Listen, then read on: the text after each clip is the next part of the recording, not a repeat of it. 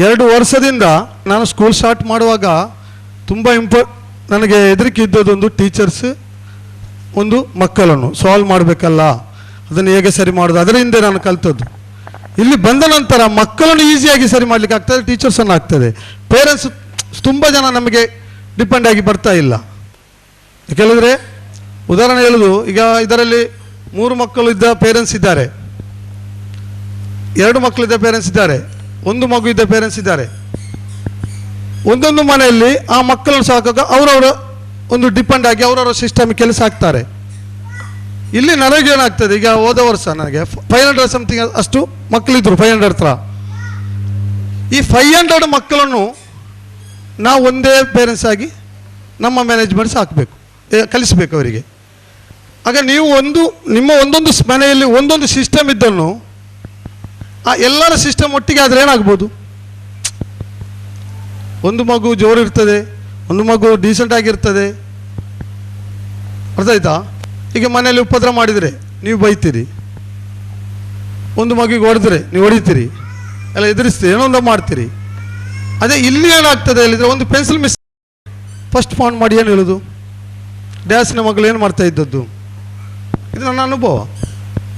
ಯಾರು ಗೊತ್ತಾಯ್ತಾ? ಅದು ನಾನು ಆ ಪೇರೆಂಟ್ಸ್ನ ಕೇಳಿದೆ, ನಿಮ್ಮ ಮಗು ಎದುರಲ್ಲಿ ಇದಲ್ಲ, ನೀವು ಬೈತಾ ಇರೋದು ಟೀಚರಿಗಲ್ಲ, ಏನಾಗ್ಬೋದು? ಈ ಪೆನ್ಸಿಲ್ ಮಿಸ್ ಎಷ್ಟು ನಾವು ಸೇಫ್ಟಿ ಮಾಡಿದ್ರು ಮಕ್ಕಳನ್ನ ಎಷ್ಟು, ಒಂದು ಬೆಳಿಗ್ಗೆಯಿಂದ ಸಂಜೆ ತನಕ ಒಂದು ಮಗುವನ್ನು ಎಷ್ಟು ಸೇಫ್ಟಿ ಮಾಡ್ಬೋದು? ನೀವೊಂದು ಪೇರೆಂಟ್ಸ್, ನಿಮಗೆ ಗೊತ್ತಿದೆ ಅದರ ಅನುಭವ. ಆಗ ಅದೇ ನಾವು ಇಲ್ಲಿ ಬೆಳಿಗ್ಗೆಯಿಂದ ಸಂಜೆ ತನಕ ಇರುವಾಗ ಹೆಚ್ಚು ಕಮ್ಮಿ ಆಗ್ಬೋದು. ಮನುಷ್ಯ ಅಲ್ಲ ನಾವು ಹೆಚ್ಚು ಕಮ್ಮಿ ಆಗ್ತದೆ. ನಮಗೊಂದು ಡ್ರೀಮ್ ಏನು, ಮಕ್ಕಳನ್ನು ಕಲಿಸುವುದು. ಆ ಮಕ್ಕಳನ್ನು ಕಲಿಸುವಾಗ ನಮ್ಮಿಂದ ಎಲ್ಲ ಹೇಳಿದೆಲ್ಲ ಸರಿಯಾಗಬೇಕಂತಿಲ್ಲ, ಅದನ್ನು ಸರಿ ಮಾಡೋದು ಹೇಗೆ? ಹೀಗೆ ಕೂತ್ಕೊಂಡು ನಿಮ್ಮ ಅಭಿಪ್ರಾಯ ಕೇಳೋದು, ನನ್ನ ಆ ಅಭಿಪ್ರಾಯಕ್ಕೆ ಏನು ಸರಿ ಮಾಡಲಿಕ್ಕೆ ನನಗೆ ಅದರಲ್ಲಿ ಚೇಂಜಸ್ ಇದೆಯಾ ಮಾಡುವುದು, ಇಲ್ಲ ನಿಮ್ಮ ಅಭಿಪ್ರಾಯದಲ್ಲಿ ವ್ಯತ್ಯಾಸ ಇದೆಯಾ ಅದು ಹೇಳಿಕೊಡೋದು ಇಂಪಾರ್ಟೆಂಟ್. ಇನ್ನೊಂದು ಮೆಸೇಜ್ ಬಂತು, ನೀವು ಡೋಂಗಿ ಮಾಡ್ತೀರಿ, ನೀವು ಕಳ್ಳರು, ಹಾಗೆ ಹೀಗೆ. ಮಗುವನ್ನು ಸೇರ್ಪಣೆ ಮಾಡಿದ್ದಾರೆ. ನಾನು ಕೇಳೋದು, ಆ ಮಗು ನಮ್ಮ ಸ್ಕೂಲಿಗೆ ಬರೋದು, ನಾವು ಡೋಂಗಿ ಏನು ಮಾಡಿದ್ದೇವೆ?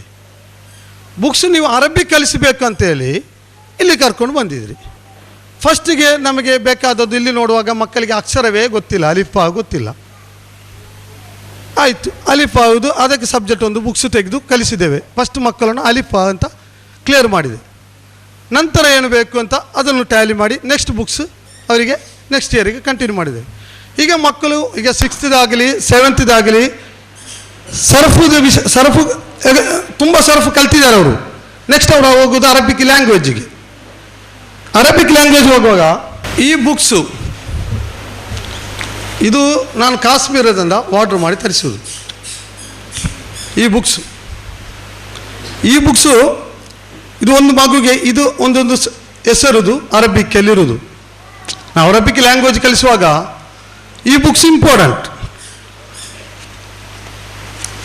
ಅದೇ ಥರ ಈ ಬುಕ್ಸ್ ಇಂಪಾರ್ಟೆಂಟ್. ಇದು ನಾನು ಕೇರಳದಿಂದ ತಂದದ್ದು, ಕೇರಳದಿಂದ.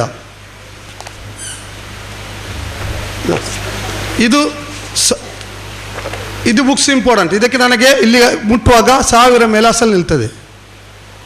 ಅರ್ಥ ಆಗ್ತದಾ? ಇದು ಮಗುಗೆ ಇಂಪಾರ್ಟೆಂಟ್. ಇದು ಈಗ ನಾವು 1 ವರ್ಷದಲ್ಲಿ ಮುಗಿಸಲಿಕ್ಕೆ ಆಗದಿದ್ದರೆ ನೆಕ್ಸ್ಟ್ ಇಯರ್ ಕಂಟಿನ್ಯೂ ಆಗ್ತದೆ ಇದೇ ಬುಕ್ಸು. ನಮಗೆ ಇಂಪಾರ್ಟೆಂಟ್ ಏನು, ಮಗು ಅರಬಿ ಕಲಿಯೋದು. ಇದು ನಾನು ಕಲಿಸುವಾಗ ಇದು ಸರ್ಫುದು, ಒಂದು ಮಗು ಹೇಗೆ ಸರ್ಫ್ ಮಾಡೋದು, ಇದೆಲ್ಲ ಒಂದು ಮಗುವಿಗೆ ಬೇಕಾದ ವಿಷಯ. ಅದು ಈ ಒಂದು ಬುಕ್ಸನ್ನು ಇಟ್ಟು ಈಗ ಕಾಲೇಜಿಗೆ ಹೋಗುವ ನೋಡಿ 5,000 6,000 ಬುಕ್ಸ್ ಕೊಡ್ತಾರೆ, ಕಿತಾಬ್ ತೆಗಿತಾರೆ. ಅಲ್ಲೇನು ಅರಬಿಕೆ ಕಲಿಯೋದು, ಆಲಿಮ್ ಕೋರ್ಸ್ ಕಲಿಯೋದು. ಇಲ್ಲಿ ಏನಾಗಿದೆ ಹೇಳಿದರೆ ಮದ್ರಸ್ ಸಿಸ್ಟಮ್. ಎಲ್ಲಿದ ಒಂದು ಬುಕ್ಸ್ ತಗೊಂಡು ಬಂದು ಅದನ್ನು 2 ದುವಾ. ಮೊನ್ನೊಂದು ಪೇರೆಂಟ್ಸ್ ಹೇಳ್ತಾರೆ, ನಮ್ಮ ಮಗು ಅಷ್ಟು ಅರಬಿಕೆಲ್ಲ ಸಾಕಾಗಲ್ಲ. ಆ ಮಗುವನ್ನು ಕರೆದು ಕೇಳಿದೆ, ಆಗ ಎಷ್ಟು 80-71 ದುವಾ ಕಲ್ತಿದೆ, ಅಲ್ಲಾಹು ನಿಮಗೆ ತುಂಬ ಕಲ್ತಿದೆ, ಅದೆಲ್ಲ ಕಲ್ತಿದೆ. ಮತ್ತೇನು, ನನ್ನ ಮಗು ಗ್ಯಾಸಿನ ಓದೋದಕ್ಕೆ ಬೈಹಾಟ್ ಇಲ್ಲ. ನನ್ನ ಟಾರ್ಗೆಟ್ ಯಾಸಿನ ಬೈಹಾಟ್ ಮಾಡೋದಲ್ಲ. ನನ್ನ ಟಾರ್ಗೆಟ್ ಏನು ಹೇಳಿದರೆ ಕುರ್ಆನ್ ತಜ್ವೀದ್ ಸಮೇತ ಓದಿಸುವುದು ಇಂಪಾರ್ಟೆಂಟ್. 2ನೇದು ಅರಬಿಕ್ ಲ್ಯಾಂಗ್ವೇಜ್ಗೆ ತರುವುದು ಮಕ್ಕಳನ್ನು. ಅವರ ಪ್ರಮಾಣ ಅವರಿಗೆ ಓದಲಿಕ್ಕೆ ಗೊತ್ತಾಗಬೇಕು, ಇದಾಗಿರ್ತದೆ ನನ್ನ ಇಂಪಾರ್ಟೆಂಟ್. ನಾನು ಅರಬಿ ಕಲಿಸುವ ಟೈಮಲ್ಲಿ ಯಾಸಿನ ಕಲಿಸಲಿ ನಿಂತರೆ ಯಾಸಿನ ಕಲಿಸಿ 2 ವಿಡಿಯೋ ಮಾಡಿ ಕಲಿಸ್ಬೋದು ಅಷ್ಟೇ. ಮಕ್ಕಳು ಡೆವಲಪ್ಮೆಂಟ್ ಆಗ್ತಾರಾ? ನಾನು ಕೇವಲ ಒಂದು ಸ್ಕೂಲ್ ಮಾಡೋದಾದರೆ ನೀವು ಫೋನ್ ಮಾಡಿದರೆ ನನ್ನ ಕೈಲಿ ಮೊನ್ನೊಬ್ಬರು ಹೇಳಿದರು, ನೀವು ಹಾಗೆ ಮಾಡಬೇಕು ಹೀಗೆ ಮಾಡಬೇಕು. ಎಲ್ಲಿ ಕೂತ್ಕೊಂಡು ಹೇಳೋದು? ನಾನು ನೀವು ಎಲ್ಲಿ ಕೂತ್ಕೊಂಡು, ಮನೆಯಲ್ಲಿ ಕೂತ್ಕೊಂಡು ಹೇಳೋದಾ? ಇಲ್ಲಿದು ಸಾಧ್ಯ. ನೀವು ನಮ್ಮೊಟ್ಟಿಗೆ ಕೂತ್ಕೊಂಡು ಮಾತನಾಡಿದರೆ ಮಾತ್ರ ಸರಿಯಾಗೋದು. ಈಗ ತುಂಬ ಜನ ಮಾತಾಡಲಿಕ್ಕೆ ನಾನು ಅವಾಯ್ಡ್ ಮಾಡ್ತಾ ಇದ್ದೆ. ಯಾಕೆ ಕಾರಣ, ಬಂದು ಮೊನ್ನೊಂದು ಈ ವರ್ಷದಲ್ಲೇ ಒಂದು ಹೆಂಗಸು ಫೀಸ್ ವಿಷಯದಲ್ಲಿ ಬಂದು ಮಾತಾಡಿದರು. ನಾನು ಹೇಳಿದೆ ರೂಲ್ಸ್ ಇದೆಯಲ್ಲ ಅದನ್ನು ಫಾಲೋ ಅಪ್ ಮಾಡಿ, ಡೋರ್ ಬಡ್ದು ಹೋದ್ರು. ಯಾರು ಅಲ್ಲವರು ಯಾರು? ನನ್ನ ಫ್ರೆಂಡ್ಸಿನವರು. ನಮ್ಮ ಹತ್ರ ದುಡ್ಡು ಏನೋ ಬುಕ್ಸ್ಗಿಲ್ಲ ಅಂತ ನನ್ನ ಹತ್ರ ಬೇಜಾರು ಹೇಳಿ ಸಾಲ ತೆಗೆದು ಹೋಗಿದ್ದಾರೆ. ಮೊನ್ನೆ ನೋಡ್ತಾನೆ ವಾಯ್ಸ್ ಯಾಕೆ ದುಡ್ಡು ಕೇಳಿದ್ರು, ಅದು ಕೇಳಬಾರದಿತ್ತು. ಈ ಸ್ಕೂಲ್ ಹೇಗೆ ಮುಂದೆ ಹೋಗೋದು? ಕಲಿಸುವ ಕೆಲಸ ನನ್ನದು, ಅದಕ್ಕೆ ಬೇಕಾದ ಹಾರ್ಡ್ ವರ್ಕ್ ನನಗೆ ಮಾಡಬೇಕು. ಫೈನಾನ್ಸ್ ಇಲ್ಲದೆ ಮುಂದೆ ಹೋಗ್ತದ? ಫೈನಾನ್ಸ್ ಇಲ್ಲದೆ ಯಾವ ಸಂಸ್ಥೆಯು ಮುಂದೆ ಹೋಗಲ್ಲ.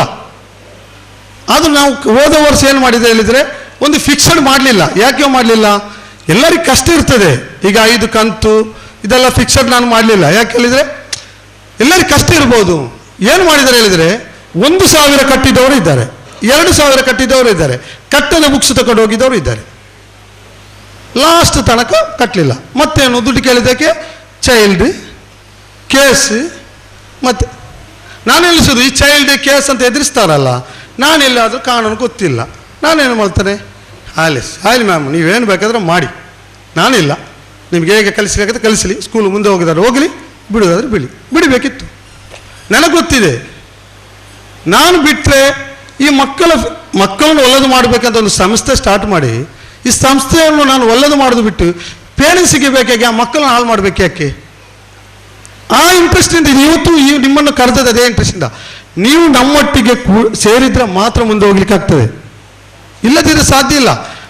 ಮಾತನಾಡುವಾಗಲೂ ಅಷ್ಟೇ, ತುಂಬ ಜನ ಮಾತನಾಡೋದು ಯಾವುದೋ ಒಂದು ಶತ್ರು ಹತ್ರ ಮಾತಾಡಿದಾಗ ಮಾತಾಡ್ತಾರೆ ಅಲ್ಲ, ಎಲ್ಲನಲ್ಲ. ಈಗ ನಮಗೆ ಒಂದು 400ರಲ್ಲಿ ಒಂದು 100 ಪೇರೆಂಟ್ಸ್ ಮಾತಾಡಿದ್ರೆ ಸಾಕಲ್ಲ, ನಮ್ಮ ಬ್ರೈನ್ ಆಗಿ. ಈಗ ಇಲ್ಲ, ಈಗ ಅಲ್ಹಮ್ದುಲಿಲ್ಲಾಹ್ ಸಟ್ಟಾಗಿ ಒಂದು ನನ್ನ ಲೆಕ್ಕದಲ್ಲಿ ಒಂದು 50 ಪೇರೆಂಟ್ಸ್ ಅಷ್ಟೇ ಇರ್ಬೋದು. 50-40 ಪೇರೆಂಟ್ಸ್ ಸರಿ ಮಾಡಲಿಕ್ಕೆ ಇರೋದು, 40 ಇಲ್ಲ. ಈಗ ಒಂದು 30 ಪೇರೆಂಟ್ಸ್ ಸರಿ ಆದರೆ ಎಲ್ಲ ಸರಿ ಆಯಿತು ಅಂತ ಕಾಣ್ತದೆ ನನಗೆ. ಯಾಕೆಂದರೆ ಈಗ ತುಂಬ ಮಾತಾಡಿದವರೆಲ್ಲ ಮನವರಿಕೆ ಆಗಿದೆ ಅವರಿಗೆ. ಈಗ ವಿಷಯ ಹೇಳಿದರೆ ಅರಬಿಕ್ಕಿದು ವಿಷಯ. ನನಗೆ ಮೀಟಿಂಗಲ್ಲೂ ಇದೇ ಮಾತು ಹೇಳಿದ್ದಾರೆ. ಈ ಮೀಟಿಂಗಲ್ಲಿ ಮ್ಯಾಮ್ ಎಲ್ಲರೂ ಮಾತಾಡೋಕೆ ಹೇಳಿದರು, ಇಷ್ಟು ಕಾಸ್ಟ್ಲಿ ಆದರೆ ನಾನು ಹೇಳಿದೆ, ಅವರು ಮಕ್ಕಳ ಬುಕ್ಸದು ರೇಟ್ ಜಾಸ್ತಿ ಆಗ್ತಾರೆ ಅಂತ ತೆಕ್ಕೊಂಡು ಹೋಗೋದಾದರೆ ಅದು ನಮಗೆ ಲಾಸ್ ಅಲ್ಲ. ಯಾಕೆಳಿದ್ರೆ ಅವರ ಮಕ್ಕಳ ಕಲಿಕೆ ಅವ್ರಿಗೆ ಇಷ್ಟ ಇಲ್ಲ, ಪರವಾಗಿಲ್ಲ. ನಮ್ಮ ಇಂಪಾರ್ಟೆಂಟ್ ಏನು, ಕಟ್ಔಟ್ ಹಾಕಿ ಮಕ್ಕಳನ್ನ ಕರೆಯೋದಲ್ಲ ನಮ್ಮ ಇಂಪಾರ್ಟೆಂಟ್. ಈ ವರ್ಷ ಮಕ್ಕಳು ಕಮ್ಮಿ ಆಗ್ಬೋದು, ಅಲ್ಲ ಬರುವ ವರ್ಷ ಕಮ್ಮಿ ಆಗ್ಬೋದು, ಪ್ರಾಬ್ಲಮ್ ಇಲ್ಲ, ನೋಡುವ. ಆದರೂ ನಮ್ಮ ಇಂಪಾರ್ಟೆಂಟ್ ಏನು, ಕಲಿಕೆ.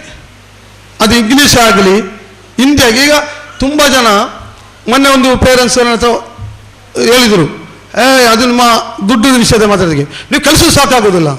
ಪೇರೆಂಟ್ಸ್ ಆ ಮಗುವನ್ನು ಕರೆದೆ, ಮಾತನಾಡಿದೆ. ಆ ಮಗು ಕನ್ನಡ ಮತ್ತು ಹಿಂದಿ ಇಲ್ಲಿ ಬಂದು ಕಲ್ತದ್ದು, 7th ಸ್ಟ್ಯಾಂಡರ್ಡ್ ಮಗು. ಯಾರ ಹತ್ರ ಮಾತನಾಡೋದು? ತಂದೆ ಮಾತಾಡಿದ ಶೈಲಿ, ತಂದೆ ಎದುರು ಮಗು ಹೇಳ್ತಾ ಇದೆ, ಇಲ್ಲಿ ಕಲ್ತಿದ್ದೆ ನಾನು. ಆಗ ಒಂದು ಮಗುವನ್ನು ಇದು ಒಂದು ಜ್ಯೂಸ್ ಮಾಡಿ ಹಾಕುವುದಾದರೆ ಈಸಿ, ಇದಲ್ಲ. ಮಕ್ಕಳು ಕಲಿಬೇಕು.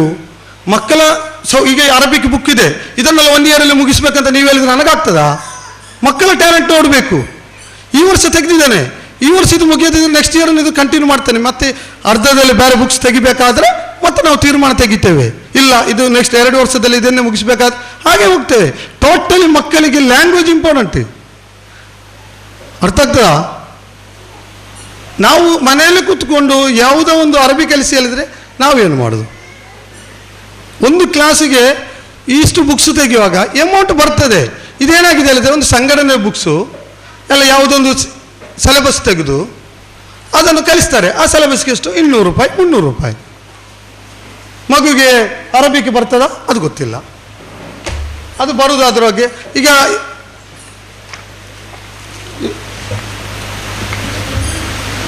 ನೋಡಿ ಇದು ಇದರಲ್ಲಿ 12 ಕಿತಾಬ್ ಬರ್ತದೆ. 12 ಕಿತಾಬ್ ಅರಬಿಕ್ ಲ್ಯಾಂಗ್ವೇಜ್ ಮಾತನಾಡುವ ಸಿಸ್ಟಮ್. ಒಂದು ಮಗು ಅರಬಿಕ್ ಲ್ಯಾಂಗ್ವೇಜ್ ಅಕ್ಷರ ಸಮೇತ ಮಾತಾಡೋದು ಹೇಗೆ ಅಂತ ಸಿಸ್ಟಮ್. ಇದು ನೀವು ಎನಿಸಿದಾಗೆ 1 ವರ್ಷದಲ್ಲೆಲ್ಲ ಇದನ್ನು ಹತ್ತಿಸಲಿಕ್ಕೆ ಸಾಧ್ಯ ಇಲ್ಲ, ಟೈಮ್ ಹಿಡಿಬೋದು. ನಮಗೆ ಹಂತವಾಗಿ ಬಂದ ಇದೆ. ಈಗ ನಮಗೆ ತಜ್ವೀದ್ ಆಯಿತು, ಮಕ್ಕಳಿಗೆ ದುವಾ ಇಂಪಾರ್ಟೆಂಟ್ ಇತ್ತು, ಅದು ಕೊಟ್ಟೆ. ಕುರ್ಆನ್ ತಜ್ವೀದ್ ಸಮೇತ ಓದು ರೀಡಿಂಗ್ ಮಾಡುವ ಆ ವ್ಯವಸ್ಥೆ ಮಾಡಿದ್ದೆ. ಏನೆಲ್ಲ ಇಂಪಾರ್ಟೆಂಟ್ ಅದು ಮಾಡಿ ನೆಕ್ಸ್ಟ್ ಇದಕ್ಕೆ ಹೋಗುವಾಗ ಪೇರೆಂಟ್ಸ್ದು ಕಂಪ್ಲೇಂಟ್ ರೇಟ್ ಜಾಸ್ತಿ. ಮತ್ತೆ ನಾನೇನು ಮಾಡಬೇಕು? ನಾನು ಪೇರೆಂಟ್ಸ್ ಮಾತು ಕೇಳಿದರೆ ನನಗೀಗ ಒಂದು 500 ಈಗ ನೆಕ್ಸ್ಟ್ ಒಂದು 600 ಪೇರೆಂಟ್ಸ್ ಮಕ್ಕಳು ಇರ್ಬೋದು. ಅದರಲ್ಲಿ 100 ಪೇರೆಂಟ್ಸ್ ಇದು ಮಾತ್ರ ಈ ಪ್ರಾಬ್ಲಮ್ ಇರೋದು. ಬಾಕಿ 500 ಪೇರೆಂಟ್ಸ್ನವರು ಸಪೋರ್ಟ್ ಇದ್ದಾರೆ. ನಾ ಯಾರನ್ನು ನೋಡಬೇಕು? ನನಗೆ ಮಕ್ಕಳೆಲ್ಲ ಇಂಪಾರ್ಟೆಂಟ್. ನಮಗೆ ಮನೇಲಿ ಕೂತ್ಕೊಂಡು ಈ ಕಿತಾಬನ್ನು ನೋಡದವರು ಹೇಳದವರು ಆಗಿರ್ತಾರೆ. ನನಗೆ ಅಡ್ವೈಸ್ ಕೊಡೋದು, ಅದಕ್ಕೆ ಅಡ್ವೈಸ್ ಕೊಟ್ಟರೆ ಪರವಾಗಿಲ್ಲ, ಒಳ್ಳೆ ವಿಷಯ. ಅಡ್ವೈಸ್ ಯಾರು ಕೊಡೋದಾದ್ರೂ ನಮಗೆ ತೆಗಿಬೋದು, ನೋ ಪ್ರಾಬ್ಲಮ್. ಅಡ್ವೈಸ್ ಕೊಡೋ ಶೈಲಿದೆ. ವಂಚಕರು ನೀವು ಡೋಂಗಿ ಮಾಡೋದು, ಏನು ಡೋಂಗಿ ಮಾಡೋದು? ಸೆಕೆಂಡ್ ಸ್ಟ್ಯಾಂಡರ್ಡಿಂದ ಒಂದು ಮಕ್ಕಳನ್ನು ತೆಗಿಲಿಲ್ಲ. ಯಾಕೆ? ಎಲ್ಲಿ ಕ್ಲಾಸ್ ಇಲ್ಲವಾ? ಸೀಟ್ ಇಲ್ಲ, ಚೇರ್ ಇಲ್ಲ, ಅದಾಗಿದೆಯಾ? ಉಂಟು. ಏನು ಹೇಳಿದರೆ ಹೋದ ವರ್ಷ ಕಲಿಸಿದ ಬುಕ್ಸ್ ಅಲ್ಲ ಈ ವರ್ಷ ಬರೋದು ಕಿತಾಬ್ ಅವರಿಗೆ. ಈ ಕಿತಾಬನ್ನು ಹೊಸ ಮಗು ಬಂದರೆ ಮುಟ್ಲಿಕ್ಕಾಗಲ್ಲ. ಸುಮ್ಮನೆ ನಾನು ದುಡ್ಡು ಮಾಡಲಿಕ್ಕೆ ಆ ಮಗುವನ್ನು ತೆಗೆದು ಕಲಿಸಲಿಕ್ಕೆ ಆಗದಿದ್ದರೆ ನಾನು ಯಾಕೆ ತೆಗಿಬೇಕು? ದುಡ್ಡು ಮಾಡೋದಾದರೆ ತೆಗಿಬೋದು, ಅರ್ಥ ಆಗ್ತದೆ. ಕ್ಲಾಸಲ್ಲಿ ಇರೋದು 8th 20 ಮಕ್ಕಳೇನೇ ಇರೋದು. 30 ಮಾಡ್ಬೋದು, 25 30 ಕಾನೂನಿದೆ. ಆದರೂ ನಾವು ಒಂದು ಮಗುವನ್ನು ಹೊರಗಿದ್ದು ತೆಗಿಲಿಲ್ಲ. ಯಾಕೆ? ಅವರು ಕಲಿತ ಬುಕ್ಸು ಕಲಿತ ಮಕ್ಕಳಿಗೆ ಇಲ್ಲಿ ಬಂದು ಈ ಬುಕ್ಕನ್ನು ಮುಟ್ಲಿಕ್ಕೆ ಆಗಲ್ಲ, ಈ ಕಿತಾಬನ್ನು. ಆಗ ದುಡ್ಡು ಮಾಡೋದಾದರೆ ನನಗೆಲ್ಲ ಮಕ್ಕಳನ್ನು ತೆಗೆಯೋದು 2 ಫಾತ್ಯ, 2 ಯಾಸೀನ್, 2 ದುವಾ ವಿಡಿಯೋ ಹೋಗಲಿ ಅಷ್ಟೇ. ವಿಡಿಯೋಗೆ ಹೋಯ್ತಲ್ಲ. ಈಗ ನಾವು ಹೋದ ವರ್ಷ ಇಂಗ್ಲೀಷ್ ಎಷ್ಟೋ ಪೇರೆಂಟ್ಸ್ ಗೊತ್ತಿದೆ. ನನ್ನ ಹತ್ರ ಬಂದು ನನಗೆ ದುವಾ ಮಾಡಿದ ತುಂಬ ಹೈಯೆಸ್ಟ್ ಪೇರೆಂಟ್ಸ್ ಇದ್ದಾರೆ. ನನ್ನ ಮಗು ಇಂಗ್ಲೀಷ್ ಮಾತಾಡ್ತಾ ಇರಲಿಲ್ಲ, ಗೌರ್ಮೆಂಟ್ ಸ್ಕೂಲಿಂದ ಹೈಯೆಸ್ಟ್ ಗೌರ್ಮೆಂಟ್ ಸ್ಕೂಲಿಂದ ಇಲ್ಲಿಗೆ ತಗೊಂಡು ಬಂದು ಹಾಕಿದ್ದಾರೆ. ಅವರನ್ನು ಸರಿ ಮಾಡಬೇಕಾದರೆ ನಾನು 2 ವರ್ಷದಲ್ಲಿ ನನಗೆ ಎಷ್ಟು ಕಷ್ಟ ಆಗಿದೆ ನನಗೆ ಗೊತ್ತು. ನಿಮ್ಮ ಮಕ್ಕಳ ಹತ್ರ ಕೇಳಿ.